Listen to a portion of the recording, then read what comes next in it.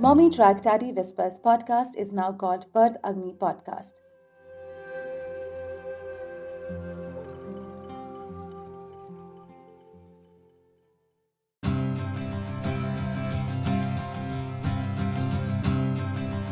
You're listening to Mommytrack Daddy Whispers Podcast, Bite-Sized Pregnancy Series, where we discuss the major parts of pregnancy so that you are able to make informed decisions throughout it.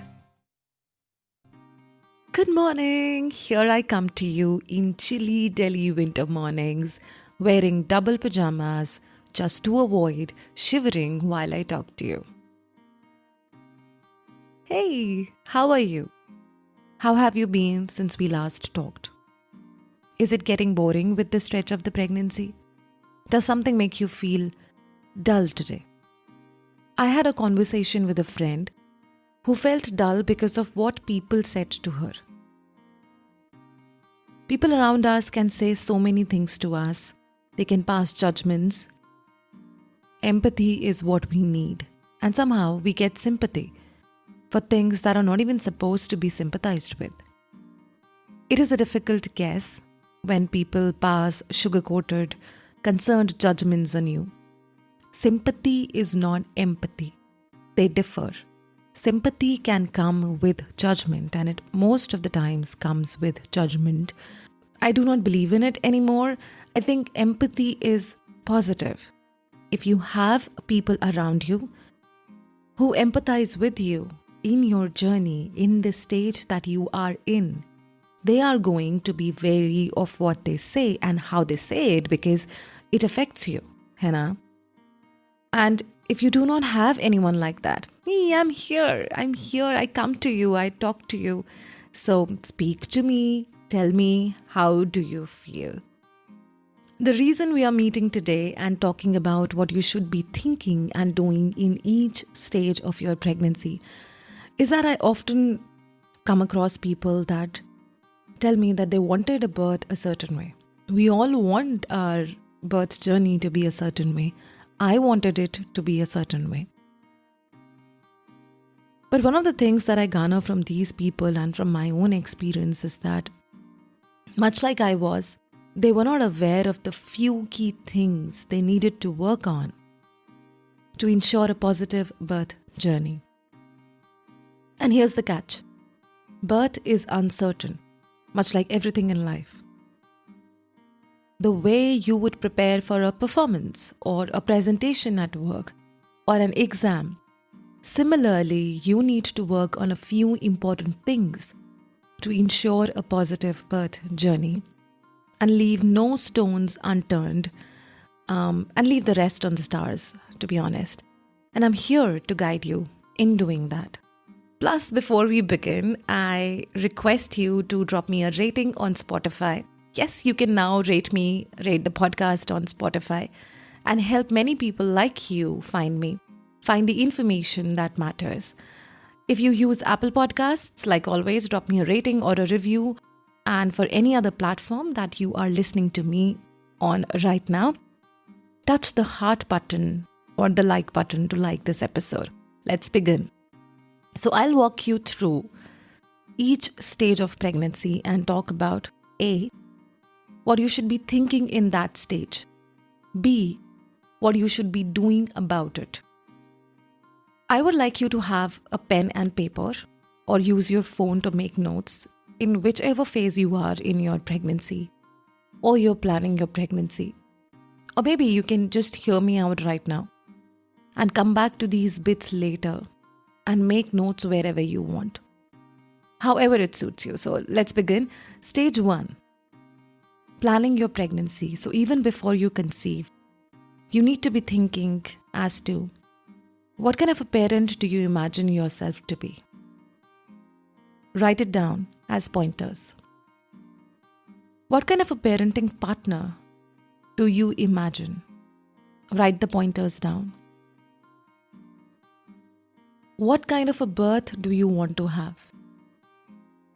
Think about this first. What kind of a birth do you want to have? This is crucial.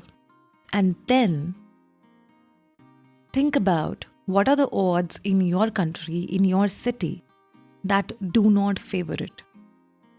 Write it down honestly. If you do not know, pick up a phone, ask your friends, ask people around you who have delivered. And also make sure that you write what you feel about it. Your intuition, because intuition generally has some truth in it. And we want to address it because it is going to be subconsciously driving your birth journey. So these are the things that you should be thinking about. Now, what you should be doing is talk to your partner casually and open a discussion, expressing your ways of parenting. Discuss his or her ways, his or her perceptions, his or her approach. Do all of this to discuss parenting without wanting to pressurize your partner into following what you feel about, parenting, how you should parent, how one should parent. And rather use these conversations as a method to assess how, with all the differences, you as partners can respect each other's choices and become a team as parents. No team is perfect, and no one human being is perfect. A team balances each other. It is important to address, or rather respect, different ways of parenting. Unless you really have a very strong point and you disagree on something, it's very important to say that too. So speak respectfully about the differences. If you disagree on something, explain gently why you think that. Really work towards thinking of each other as a part of the team, filling for each other. Then assess the kind of birth you imagine, the pointers you wrote down, and the odds, and figure out what you need to do to head in the right direction. Do you need a support team? A doula maybe? Do you need to take birth classes, and why you should take birth classes? If you need a support team, why do you need a support team? Do you want a hospital or a doctor that understands you and your preferences? And if you want that kind of a person to be your support team in your birth journey, and when you've actually thought of all these things, when you go and look out for a doctor, a hospital, you will have all these things on your mind. And you will be able to make correct decisions. Remember, you do not choose a hospital. You choose a perception. You do not choose a doctor. You choose a perception. You do not choose your birth team. You choose a perception. So you do need to know what you want and then figure out how to get there. The first few episodes on the pregnancy series can help you find answers to these. So who is a doula or a midwife? What are informed decisions? How to choose a hospital or a birth center? Check those ones out. I will link them in the show notes too. So that was stage 1, preconception. Stage 2, first trimester. So those of you who are in your first trimester, think about how you feel right now. If you have some doubts, questions, note them down. If you've chosen a hospital and a doctor, how do you feel about them in terms of your birth preferences that I talked about just before this? In terms of them being your support. Now, discuss your feelings with your partner. Discuss your questions, doubts, and be on the same page. Continue casually discussing parenting at meal times or for morning or evening walks. It's important to be, on the same page again, because you're going to feel differently about parenting in different stages of pregnancy and then probably post-birth. It is important to continue this conversation because it is the foundation of your new relationship. It is not going to be on the same level. You as partners are going to be leveled up, both in your own regard. And now you have to be, again, partners into filling a different role. It is important to keep discussing. If you're not sure of whether your doctor or hospital supports the kind of birth you imagine, then discuss it with your partner. If you are just unsure, then talk to your doctor again. Share your fear, your apprehensions, and gain more insight into their perceptions, their way of practice. And if you still feel unsure, listen to the pregnancy series episode, Indian Charter of Patients' Rights, and you will learn what you should do in a situation that you do not feel confident of the birth support team, your doctor, your hospital that you have finalized. The reason I'm here speaking to you right now about each stage is that it is very, very crucial. The early stage, the first stage, stage 2, stage 1. Choosing your hospital, your doctor, your birth team is really what defines to a very great degree the kind of birth experience you will have. Rest is uncertain, like everything else in life, which is why I've come to you to discuss this very significant part of your journey. Your hospital, your doctor, your birth team will define the kind of journey you have. So this is a very crucial step. Make sure. It's like you're preparing for a marriage and you want an event planner for your marriage. And if you do not find the kind that understands what you need, what kind of preferences you have, you're not going to end up having the same kind of marriage you imagine.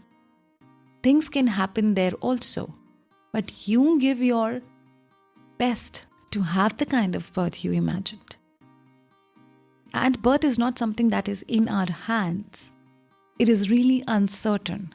But the kind of experience you want to have, you can define that. It is important to have your support team guiding you through that, which is why also this is important. Stage 3, second trimester.